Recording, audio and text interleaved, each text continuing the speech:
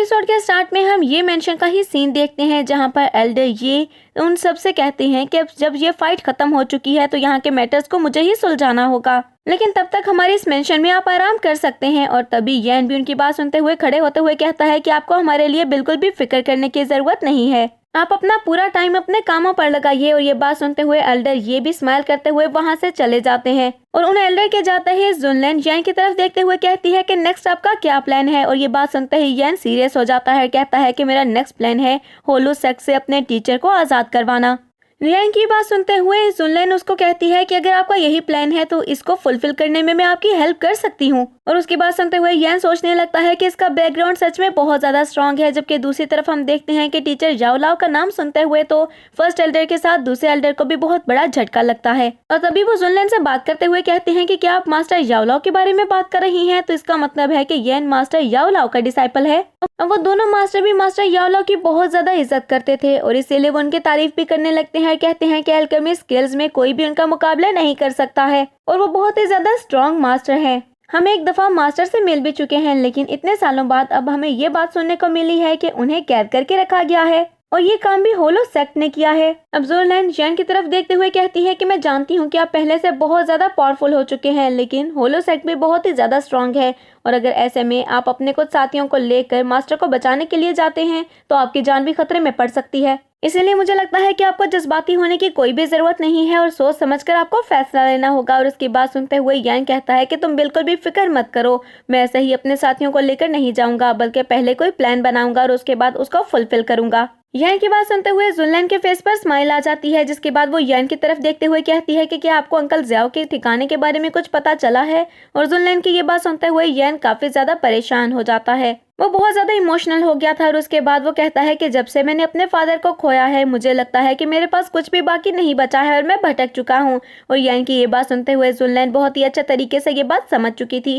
कि येन को अपने फादर के बारे में अभी तक कुछ भी पता नहीं चला है, लेकिन वो येन को बिल्कुल भी परेशान नहीं कर सकती थी। इसीलिए कहती है कि आपको बिल्कुल भी परेशान होने की जरूरत नहीं है, जब मैं यहाँ से वापस जाऊंगी तो अंकल ज़ियाओ को ढूंढने के लिए पूरी कोशिश करूंगी और ढूंढ कर आपके सामने ले आऊंगी। जुनलैन की किसी भी बात का वो कोई रिप्लाई नहीं करता है, जिसके बाद वो दिल में सोचने लगता है कि अपने फादर को ढूंढने के लिए और अपने टीचर को बचाने के लिए मुझे पावर की जरूरत है और वो पावर मैं खुद ही हासिल करके रहूंगा। अब नेक्स्ट सीन में हम क्रू क्लैन का सीन देखते हैं, जहां पर एक सोल्जर आकर कमांडर लिंग को बताता है कि ग्रेट एल्डर ने आपको ये ऑर्डर दिया है कि जल्द से जल्द आपको लेडी को लेकर हमारे एंशिएंट वर्ल्ड में आना होगा। ये बात सुनते हुए लिंग भी थोड़ा सा हैरान हो जाता है, जिसके बाद कहता है कि लेडी फिर से कहीं चली गई है, मुझे लगता है कि इस बार भी वो ज़ियाओ फैमिली के पास ही गई होंगी। तभी वो सोल्जर भी उनकी बात सुनते हुए हाँ में सर हिला देता है। सोल्जर के हाँ में सर हिलाते ही लिंग को बहुत ज्यादा गुस्सा आ जाता है, जिसके बाद वो गुस्से से कहता है कि येन को मैं पहले भी एक दफा वार्निंग दे चुका हूँ कि लेडी से वो दूर रहे, लेकिन मुझे लगता है कि उसको मेरी बात समझ में नहीं आ रही है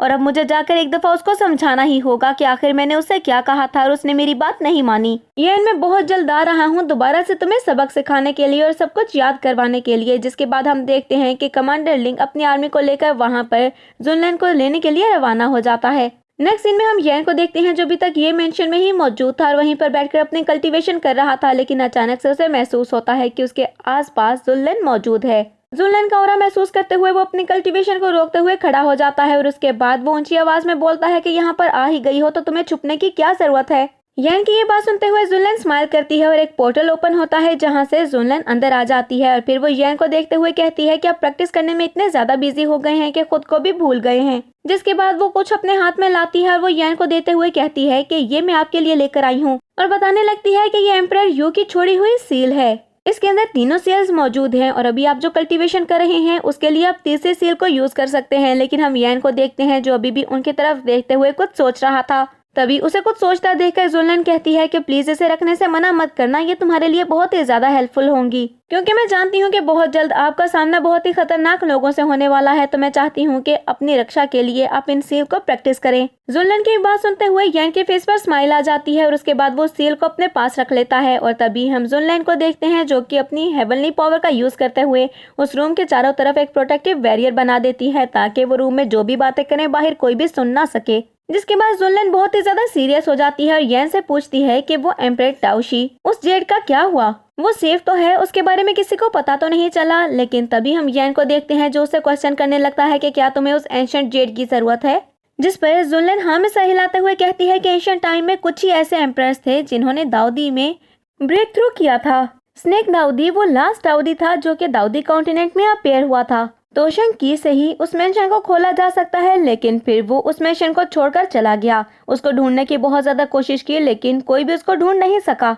सब लोग उस की को ढूंढना चाहते हैं क्योंकि उसकी हेल्प से वो उसको ढूंढ सकते हैं। ये बात सुनते हुए येन हाँ में सर हिलाता है, कहता है कि इसका मतलब है कि सोल पैलेस के साथ साथ वैली क्लेन भी वहाँ पर इंटर करना चाहता है और सोल पैलेस ने मेरे फादर को भी सिर्फ इसीलिए ही पकड़ा था ताकि उनसे वो ताउशी की को छीन सके। जुनलन उसकी बात सुनते हुए हाँ में सर हिलाती है, जिसके बाद वो जियाओ फैमिली के बारे में उसे बताते हुए कहती है कि एशियन टाइम्स में जियाओ फैमिली लोगो कॉन्टिनेंट की नंबर 1 फैमिली हुआ करती थी। जियाओ फैमिली के एंसेस्टर्स को लोगो कॉन्टिनेंट के सबसे जीनियस पर्सन भी कहा जाता था और उन्होंने कुछ सालों के अंदर ही अपनी जियाओ फैमिली को टॉप पर पहुंचा दिया था। लेकिन जब एंसेस्टर की डेथ होने वाली थी तो उस टाइम पे उन्होंने हमारी फैमिली से रिक्वेस्ट करते हुए बोला था कि जियाओ फैमिली की हेल्प की जाए और उनको प्रोटेक्ट किया जाए, क्योंकि उस टाइम पर जियाओ फैमिली के ऊपर खतरा मंडरा रहा था और ऐसा लगता था कि बहुत ही जल्द जियाओ फैमिली की ब्लड लाइन भी खत्म हो जाएगी और तभी जियाओ फैमिली को कोई भी मेन लैंड में से बचा नहीं पाया था और जाओजो के अंदर ही जियाओ फैमिली की एक छोटी सी ब्रांच बची है। और इस बीच जियाओ फैमिली को बहुत सारी मुश्किलों का सामना करना पड़ा था, लेकिन उन्होंने हार बिल्कुल भी नहीं मानी और फिर से जियाओ फैमिली को अपने पैरों पर खड़ा कर दिया था। और जब मैं बहुत छोटी थी तो मेरे फादर मुझे जियाओ फैमिली में छोड़कर गए थे और हाँ, उस एंशिएंट ताओची की को भी बहुत से लोग हासिल करना चाहते हैं और जियाओ फैमिली की बर्बादी के पीछे भी उन्हीं लोगों का हाथ है जिनको वो की चाहिए। और ये बातें सुनते हुए येन को बहुत ही ज्यादा गुस्सा आ गया था, लेकिन फिर वो कंट्रोल करते हुए जुनलन से कहता है कि तुमने जिस एंसेस्टर की बात की है उनका नाम क्या था। येन की ये बात सुनते हुए जुनलन उसे रिप्लाई करती है कि उनका नाम जियाओ येन था। इस नाम को सुनते हुए येन खुश होते हुए कहता है कि ये कितना ज्यादा पावरफुल नाम है और वो तो अपने एल्डर को अपना ही हीरो मानने लगा था। लेकिन तभी उन दोनों को बाहर कोई आवाज सुनाई देती है जो कि फर्स्ट और सेकंड एल्डर ने की थी और हम देखते हैं कि फर्स्ट और सेकंड एल्डर दरवाजे के साथ चिपक कर बातें सुनने की कोशिश किए जा रहे थे, लेकिन जुनलन के बनाए हुए उस प्रोटेक्टिव बैरियर की वजह से वो कुछ भी सुन नहीं पाए थे और इसीलिए उनसे वो आवाज हो गई थी। अब येन और जुनलन चौकन्ना हो जाते हैं, जिसके बाद हम जुनलन को देखते हैं जो कि टेलीपोर्ट होती है और एक पोर्टल के थ्रू वो उन एल्डर्स के पीछे से निकलती है और तभी वो उनसे पूछती है कि आप यहाँ पर खड़े हुए क्या कर रहे हैं। वो दोनों एल्डर जैसे ही अपने पीछे जुनलन की आवाज सुनते हैं तो जुनलन को देखते हुए वो दोनों ही चौंक जाते हैं और उसके बाद परेशान होते हुए एक दूसरे को देखते हैं और फिर वो बहाना बनाने लगते हैं और कहते हैं कि ये तो यंग लेडी है, हम तो बस ऐसे ही डर रहे थे। लेकिन जुनलन उनकी तरफ देखते हुए कहती है कि आप दोनों ने मुझे बताया नहीं कि आखिर आप दोनों यहाँ पर कर क्या रहे हैं। वो दोनों एल्डर्स कहते हैं कि हम तो कुछ भी नहीं कर रहे थे, बस यहाँ से गुजर रहे थे और काफी ज्यादा रात हो गई है, आपको भी जाकर सो जाना चाहिए, हम चलते हैं। ये कहकर वो दोनों एल्डर्स जल्दी से वहाँ से चले जाते हैं और दूसरी तरफ रूम के अंदर हम येन को देखते हैं जो कि अभी तक वैसा ही खड़ा हुआ था और कहता है कि अब आगे बढ़ने के लिए मुझे सिर्फ और सिर्फ ताकत की जरूरत है। तभी उसे अपने मास्टर की बातें याद आने लगती हैं जो कि उनसे बोल रहे थे कि तुम्हें अगर यहाँ पर सबसे फाइट करनी है और सबसे लड़ना है, सबको हराना है और अपने प्यारों की रक्षा करनी है तो तुम्हें खुद को पावरफुल बनाना होगा। खुद को इतना ज्यादा पावरफुल बना लो कि कोई भी तुमसे पंगा लेने से पहले 100 बार सोचे। अपने मास्टर की बातों को याद करते हुए येन स्माइल करता है, फिर कहता है कि मास्टर आपने बिल्कुल ठीक कहा था। जिसके बाद वो वहीं पर बैठकर अपने कल्टीवेशन को स्टार्ट कर देता है और कहता है कि सबसे पहले मुझे डेविल मैजिक पॉइजन को ही रिफाइन करना होगा और अब मुझे लगता है कि इस बार उसको रिफाइन करना इतना ज्यादा मुश्किल भी नहीं होने वाला है, बल्कि बहुत इजीली ये हो जाएगा। जिसके बाद हम येन को देखते हैं जो कि वहाँ पर बैठकर उस मैजिक पॉइजन को रिफाइन करना स्टार्ट कर देता है। दूसरी तरफ हम जुनलन और लिटिल फेरी डॉक्टर को देखते हैं जो कि वहाँ पर येन के रूम की तरफ ही देख रहे थे और जब येन अपने कल्टीवेशन को स्टार्ट कर देता है तो जुनलन अपनी नजरों को हटा लेती है और उसके बाद वो लिटिल फेरी डॉक्टर की तरफ देखते हुए कहती है कि जब येन इनर कोर्ट यार्ड में था उस वक्त एक दफा उसने मुझे तुम्हारे बारे में बताया था। वो दोनों कोई गेम खेल रही थी और तभी जुनलन अपनी बात को आगे बढ़ाते हुए कहती है कि येन तुम्हारी बहुत ज्यादा इज्जत करता है और दिल से तुम्हें अपना दोस्त मानता है और मुझे पूरा यकीन है कि तुम भी उसे अपना दोस्त मानती होगी। तभी हम लिटिल फेरी डॉक्टर को देखते हैं जो कि अपनी चाल को बढ़ाते हुए कहती है कि हाँ बिल्कुल, मैं भी उसे अपना बहुत ही अच्छा दोस्त मानती हूँ। लिटिल फेरी डॉक्टर को चाल चलते देखकर जुनलन उसको गौर से देखती है और उसके बाद उसकी तरफ देखते हुए सीरियस होते हुए कहती है कि बहुत जल्द मुझे यहाँ से जाना पड़ेगा, लेकिन मेरी तुमसे एक रिक्वेस्ट है कि अगर मैं यहाँ से जाऊँ तो हमेशा येन का ख्याल रखना, क्योंकि फ्यूचर में उसका मुकाबला जिन लोगों के साथ होने वाला है वो बहुत ज्यादा खतरनाक है और येन के ऊपर हमेशा खतरा बना रहेगा। जुनलन की ये बात सुनते हुए लिटिल फेरी डॉक्टर ध्यान से उसकी तरफ देखती है और उसके बाद कहती है कि तुम बिल्कुल भी फिक्र मत करो, जब तक मैं जिंदा हूँ मैं येन को कुछ भी नहीं होने दूंगी। और ये बात सुनते हुए जुनलन को थोड़ी सी तसल्ली होती है, जिसके बाद वो और बातें करने लगती हैं। अभी वो दोनों वहीं पर बातें कर ही रही थी कि तभी लिटिल फेरी डॉक्टर को इस बात का एहसास होता है कि कुछ खतरनाक लोग उनकी तरफ आ रहे हैं, लेकिन वो ये नहीं समझ पा रही थी कि वो लोग कौन हैं, होलोसेक्ट लोग हैं या फिर आइस ग्लेशियर वैली के लोग हैं। लेकिन जुनलन को ये बात पता चल चुकी थी कि ये किसका काम है, इसलिए वो लिटिल फेरी डॉक्टर को वहां पर आंसर करते हुए कहती है कि ये एंशिएंट ट्राइब का काम है। और कुछ ही देर में हम देखते हैं कि कमांडर लिंक अपने सोल्जर्स को लेकर वहां पर पहुंच चुका था, जहां पर हम जुनलन के दोनों एल्डर्स को देखते हैं जो कि उनके रास्ते में आते हुए कहते हैं कि तुम लोग यहाँ पर क्या कर रहे हो। तभी हम कमांडर लिंक को देखते हैं जो कि उनको ग्रीट करते हुए कहता है कि एम्परर को लेडी की बहुत ही ज्यादा फिक्र हो रही थी, इसीलिए एम्परर ने मुझे यहाँ पर लेडी को वापस लाने के लिए भेजा है।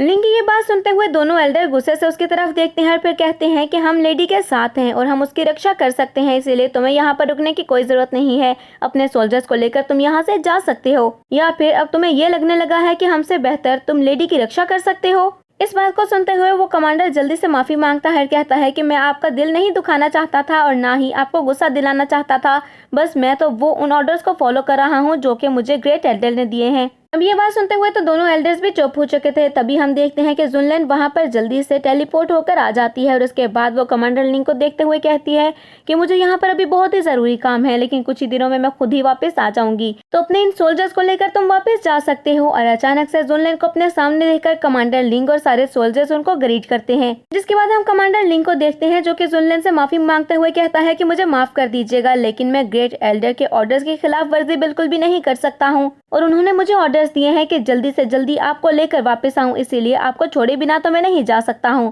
यहाँ तक कि उन्होंने तो येन को भी कुछ कहने के लिए बोला है, तो क्या आप येन को कुछ देर के लिए यहाँ पर बुला सकती हैं ताकि उसको मैं ग्रेट एल्डर के कुछ ऑर्डर्स दे दूं। ये बात सुनते हुए तो यहाँ पर जुनलन भी काफी ज्यादा परेशान हो जाती है और उसके बाद वो कहती है कि लिंक मुझे साफ साफ बताओ कि आखिर बात क्या है, तुम यहाँ पर ये क्या करने की कोशिश कर रहे हो। तभी कमांडर लिंक दोबारा से उसको ग्रीट करता है और उसके बाद कहता है कि यहाँ पर ग्रेट एल्डर ने मुझे ये सारे ऑर्डर्स दिए हैं और वो येन से कुछ बातें करना चाहते हैं, इसलिए मुझे यान को भी यहाँ से लेकर जाना होगा। लेकिन तभी जुनलन उसकी सारी बातों को समझ जाती है और उसे बहुत ज्यादा गुस्सा आ जाता है और फिर वो कमांडर लिंक की तरफ देखते हुए कहती है कि तुम जानते हो ना कि इस सब का यहाँ पर क्या अंजाम होने वाला है, और तुम जानते हो कि तुम यहाँ पर क्या बातें कर रहे हो, क्योंकि वो समझ जाती है कि वो झूठ बोल रहा था और ग्रेट एल्डर ने यान को वहाँ पर लाने के लिए नहीं बोला था। जिसके बाद जुनलन कमांडर को बोलती है कि तुम यहाँ से चले जाओ और एल्डर से कहती है कि जल्दी से जल्दी इसको यहाँ से भेज दें। तभी हम फर्स्ट एल्डर को देखते हैं जो कि आगे बढ़ते हैं, लेकिन अभी वो लिंक के पास पहुंचा भी नहीं था कि लिंक जल्दी से एक टोकन निकाल कर उनको दिखाता है। ये एक एंशिएंट टोकन था और अगर ये उसके पास था तो इसका मतलब था कि उसके खिलाफ कोई भी नहीं जा सकता है। अब उस टोकन को देखते हुए वो सभी शॉक हो चुके थे और तभी लिंक कहता है कि अब तो आपको यकीन हो गया होगा कि मुझे ग्रेट एल्डर ने ही भेजा है, तो मेरे साथ वापस चलें। ये बात सुनते हुए जुनलन कहती है कि ठीक है, मैं तुम्हारे साथ वापस चलने के लिए रेडी हूँ, लेकिन एक बात याद रखना कि मैं ये सब बिल्कुल भी नहीं भूलूंगी और मैं इसका हिसाब लूंगी। लेकिन इससे पहले कि वो लोग वापस जा पाते हैं हम येन की आवाज सुनते हैं जो कि कहता है कि मैं भी देख रहा था कि ये कितनी गंदी सी आवाज किसकी है, लेकिन मुझे जरा सा भी शक नहीं था कि ये तुम्हारे अलावा कोई और हो सकता है। और कुछ ही देर में वो जुनलन के साथ आकर खड़ा हो जाता है और जैसे ही येन की कल्टीवेशन लेवल को लिंक देखता है तो वो हैरान होते हुए कहता है कि तुम दाउजो के लेवल 4 पर पहुंच चुके हो। मुझे लगता है कि मैंने तुम्हें अंडर एस्टिमेट कर दिया था और जितना तुम्हें बेकार समझा था तुम उतने ज्यादा बेकार हो नहीं, बल्कि तुमने तो मुझे हैरान ही कर दिया। तभी येन कहता है कि कुछ सालों पहले जब मेरी तुमसे मुलाकात हुई थी तो उस वक्त मैं तुम्हारे सामने कुछ भी नहीं था और आज देखो वक्त कैसे पलटा है, आज तुम मेरे सामने कुछ भी नहीं हो।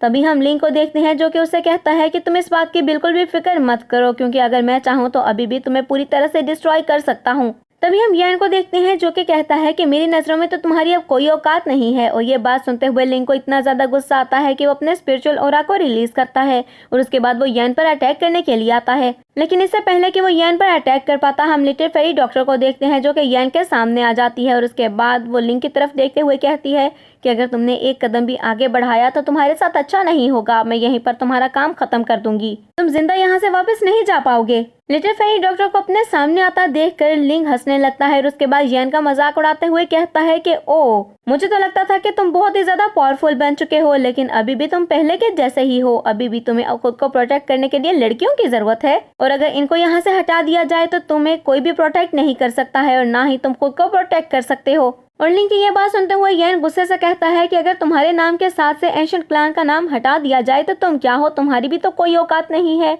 और जहाँ तक रही बात तुमसे डील करने की, तो तुमसे डील करने के लिए मुझे किसी की भी जरूरत नहीं है। तुम एक मामूली सा कल्टीवेटर हो और तुम्हें मैं अच्छे से सबक सिखा सकता हूँ। और येन की बात सुनते हुए जुनलैन उसे परमिशन देते हुए कहती है कि अगर आप इसके साथ फाइट करना चाहते हैं या फिर इसको मजा चखाना चाहते हैं तो आप ऐसा कर सकते हैं, और इसके लिए मैं आपको फुल परमिशन देती हूँ। और किसी चीज की भी फिक्र करने की जरूरत नहीं है क्योंकि सब कुछ मैं संभाल लूंगी। तभी हम येन को देखते हैं जो कि फाइट के लिए रेडी हो जाता है, और फिर वो कैप्टन लिंक से कहता है कि मुझे बताओ, क्या तुम रेडी हो? तुम अकेले फाइट करना चाहोगे या फिर अपने सोल्जर्स के साथ? तभी हम कैप्टन लिंक को देखते हैं जो कि गुस्से से अपने स्वord को समन करते हुए कहता है कि आज मैं तुम्हारा ये गरुड़ मिट्टी में मिला दूंगा, और अगर मैंने यहाँ पर तुम्हें खत्म नहीं किया तो मेरा नाम भी लिंक नहीं। जिसके बाद लिंक अपने एक्सपेयर को लेकर वहां पर येन के ऊपर अटैक करने के लिए आता है, लेकिन इससे पहले कि वो येन के करीब पहुंच पाता, येन भी उस पर अटैक करने के लिए चला जाता है अपने वेपन को लेकर। और येन की स्पीड को देखकर तो वो शॉक ही हो चुका था क्योंकि येन की स्पीड तो वहां पर लिंक की स्पीड से भी काफी ज्यादा थी। तभी हम येन को देखते हैं जो कि लिंक के ऊपर एक पंच मारता है और उसके बाद उसे काफी पीछे फेंक देता है। तभी हम लिंक को देखते हैं जो दोबारा से उठता है और येन पर अटैक करने के लिए जाता है।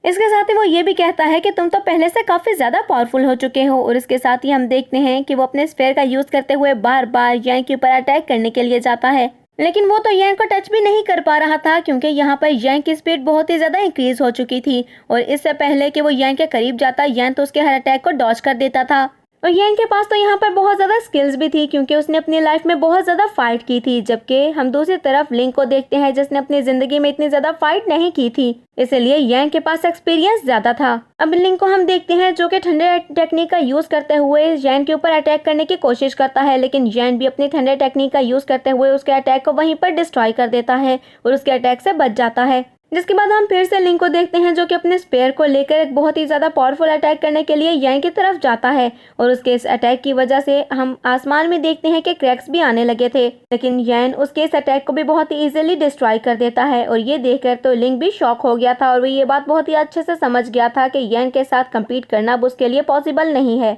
इसीलिए वो जल्दी से पीछे हट जाता है और उसके बाद अपनी माउंटेन जेट सील को एक्टिवेट करने लगता है। जिसके बाद हम येन को देखते हैं जो कि स्काई फायर के पहले जेट को एक्टिवेट कर देता है। तभी हम येन की बॉडी को देखते हैं जिसकी बॉडी से बहुत ही ज्यादा ऑरा निकलने लगता है और हर तरफ वो फैल जाता है, और इसके साथ साथ येन के फेस पर भी कुछ अजीब तरह के मार्क्स बन जाते हैं। जिसके बाद येन बहुत ही तेजी से लिंक पर अटैक करने के लिए जाता है, लेकिन हम लिंक को देखते हैं जो अभी तक अपनी सील को पूरी तरह नहीं बना पाया था, इसीलिए अपनी इनकम्प्लीट सील से ही वो येन के ऊपर अटैक करने के बारे में सोचता है। अब वो येन पर अटैक करने के लिए जाता है, लेकिन येन की स्पीड बहुत ही ज्यादा तेज थी, इसीलिए वो उसके पास से गुजर जाता है और इसके बारे में लिंक को बिल्कुल भी पता नहीं चलता है। तभी हम येन को देखते हैं जो कि उसके पीछे से आकर उसके ऊपर अटैक करने के लिए आता है, और येन लिंक को बहुत ही पावरफुल पंच मारता है जिसकी वजह से लिंक के मुंह से तो खून भी आने लगा था। जिसके बाद हम येन को देखते हैं जो कि एक सेकंड के लिए भी नहीं रुकता है और दोबारा से वो लिंक के ऊपर अटैक करने लगता है। और तभी हम लिंक को देखते हैं जो कि पीछे पहाड़ों से जाकर टकराता है और उसकी हालत बहुत ही ज्यादा खराब होने लगी थी और वो काफी ज्यादा इंजर्ड हो चुका था। तभी येन उसकी तरफ देखते हुए कहता है कि मुझे तो लगा था तुम्हारे साथ फाइट करने में बहुत ज्यादा मजा आएगा, लेकिन तुम तो बहुत ही ज्यादा कमजोर निकले। तभी हम लिंक के सोल्जर्स को भी देखते हैं जो कि वहां पर अभी तक शॉक ही खड़े थे। वो सारे सोल्जर्स आपस में बातें करने लगते हैं कि क्या ये वही येन है जिसके बारे में कैप्टन हमेशा ये बातें किया करते थे कि ये किसी काम का नहीं है, इसके पास जैसे स्किल्स हैं ऐसी तो हमारे एशियन ट्राइब में किसी के पास भी नहीं है। तभी हम एल्डर्स को देखते हैं जो कि बहुत ही ज्यादा खुश हो जाते हैं और कहते हैं कि इस लिंक के साथ तो ऐसा ही होना चाहिए था, लेकिन अफसोस कि मुझे इसका मौका नहीं मिला, वरना मैं तो इसको सबक सिखाता। जबकि दूसरी तरफ हम लिंक को देखते हैं जो कि अपनी सारी पावर का यूज करते हुए एक दफा फिर से खड़ा होकर आसमान में आ चुका था और उसके बाद अपनी सीक्रेट टेक्निक का यूज करके अपनी पावर को बढ़ाने लगता है। उसके बाद वो येन को गुस्से से देखता है और फिर कहने लगता है कि तुम्हें क्या लगता है कि इतनी आसानी से तुम मुझे यहाँ पर हरा दोगे? ऐसा कभी भी नहीं होगा। तुम पहले भी बेकार थे और मेरे लिए आज भी बेकार हो, और तुम्हें हरा कर ये बात मैं आज साबित भी कर दूंगा। अब लिंक की उस सीक्रेट टेक्निक को देखते हुए वो दोनों एल्डर्स बहुत ही ज्यादा परेशान हो जाते हैं और फिर कहते हैं कि ये लिंक पागल हो गया है क्या, जो अपनी सोल को बर्न करते हुए अपनी पावर को इंक्रीज करने की कोशिश कर रहा है। अब वो दोनों एल्डर्स चाहते थे कि वो लिंक को वहीं पर रोक दें, लेकिन जुनलैन उनको ऐसा करने से मना कर देती है और कहती है कि वो जो करना चाहता है उसे करने दें। और कुछ ही देर में हम देखते हैं कि लिंक बहुत ही ज्यादा पावरफुल हो चुका था और उसकी बॉडी से भी किलिंग ऑरा बाहर आने लगता है, लेकिन तभी येन उसकी तरफ देखते हुए कहता है कि मैंने तो सोचा था तुम बहुत ही ज्यादा पावरफुल होगे, लेकिन तुम तो मेरी सोच से भी आधे हो। लेकिन उसकी बात सुनते हुए लिंग को बहुत ज्यादा गुस्सा आ जाता है। फिर वो यैन को देखते हुए कहता है कि इस बात का तो अभी पता चल जाएगा जब मैं तुम्हें यहाँ पर हरा कर सबके सामने लेकर जाऊंगा। तुम्हारी ये जुबान तो बहुत जल्द मैं बंद करने वाला हूँ। जिसके बाद हम देखते हैं कि अपने स्पेयर का यूज करते हुए वो एक एक करके यैन के ऊपर अटैक करने लगता है। अब यैन उसको अपनी तरफ आता देखकर ना में सर हिलाता है और सोचने लगता है कि इसको अकल कभी भी नहीं आएगी। तभी हम देखते हैं कि वो अपनी जगह से बिल्कुल भी मूव नहीं करता है और वहीं पर खड़े हुए अपनी थंडर टेक्निक का यूज करते हुए वो लिंग के सारे अटैक्स को डॉज करने लगता है। यैन उसे बार बार मौका देता है कि लिंग उससे फाइट करे या उस पर अटैक करे, लेकिन लिंग ऐसा नहीं कर पाता है क्योंकि वो तो उस पर अटैक कर ही नहीं पा रहा था। यैन उसके हर अटैक को बहुत इजीली डॉज कर रहा था।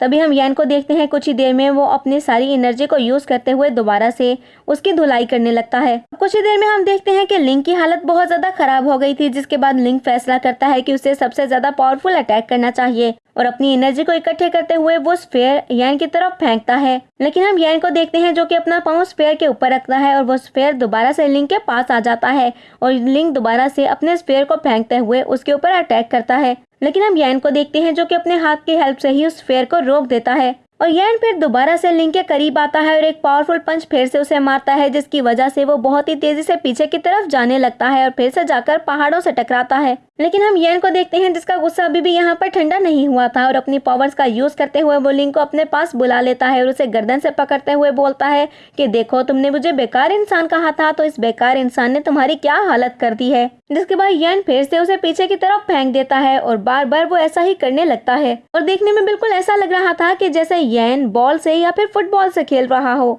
और फिर हम यैन को देखते हैं जो कि लिंग को एक तरफ फेंक देता है और दो सोल्जर्स जल्दी से लिंग को उठाने के लिए और उसको संभालने के लिए जाते हैं। तभी हम फर्स्ट और सेकंड एल्डर को देखते हैं जो कि यैन को देखते हुए काफी ज्यादा खुश हो गए थे और फिर वो कहते हैं कि ये लड़का तो काफी ज्यादा इंटरेस्टिंग और स्ट्रांग है और मैं तो अब इससे बहुत ज्यादा इम्प्रेस हो चुका हूँ। और ये बात सुनते हुए तो सेकंड एल्डर भी हाँ में सर हिलाते हैं। जिसके बाद हम यैन को देखते हैं जो कि जुनलैन के सामने आ जाता है। हम यैन को देखते हैं जो कि काफी ज्यादा सैड हो चुका था और दूसरी तरफ जुनलैन भी काफी ज्यादा सैड हो चुकी थी। फिर वो यैन को देखते हुए कहती है कि मुझे वापस जाना होगा। तभी यैन उसे कहता है कि तुम्हें फिक्र करने की जरूरत नहीं है, तुम एंशिएंट ट्राइब्स में वापस चली जाओ और जाकर मेरा इंतजार करो। बहुत जल्द अपने मास्टर को आजाद करवाने के बाद मैं तुम्हारे पास आऊंगा। ये बात सुनते हुए जुनलैन स्माइल करती है और उसके बाद वो यैन को अपना ख्याल रखने का बोलती है और फिर अपने एल्डर्स को वहां से चलने का बोलती है और उसके सामने एक पोर्टल ओपन होता है जिसके हेल्प से वो दोबारा वापस चली जाती है। लेकिन जाने से पहले वो लिटिल फेरी डॉक्टर की तरफ देखती है और कहती है कि यैन का ख्याल रखना। लेकिन कुछ ही देर में हम देखते हैं कि वो तो वहां से जा चुकी थी और जुनलैन के वहां से जाते ही हम यैन को देखते हैं जिसे काफी ज्यादा गुस्सा आ रहा था और उसे ऐसा लगता था कि इस सब का जिम्मेदार वही है, क्योंकि अगर वो पावरफुल होता तो आज जैसे जुनलैन को यहाँ से नहीं जाना पड़ता। और यैन वहीं पर खड़े होकर सोचने लगता है कि उसकी लाइफ का बस एक ही मकसद है और वो है खुद को पावरफुल बनाना। और इसके साथ ही हमारी ये एपिसोड यहीं पर एंड हो जाती है। तो फ्रेंड्स, मैं उम्मीद करती हूँ कि आपको ये एपिसोड पसंद आई होगी। अगर आपने इसको एंजॉय किया है तो वीडियो को लाइक करें और अगर आप हमारे चैनल पर न्यू हैं तो चैनल को सब्सक्राइब करके बेल आइकन के बटन को प्रेस कर दें ताकि नई आने वाली एपिसोड्स आपको बिना किसी देरी के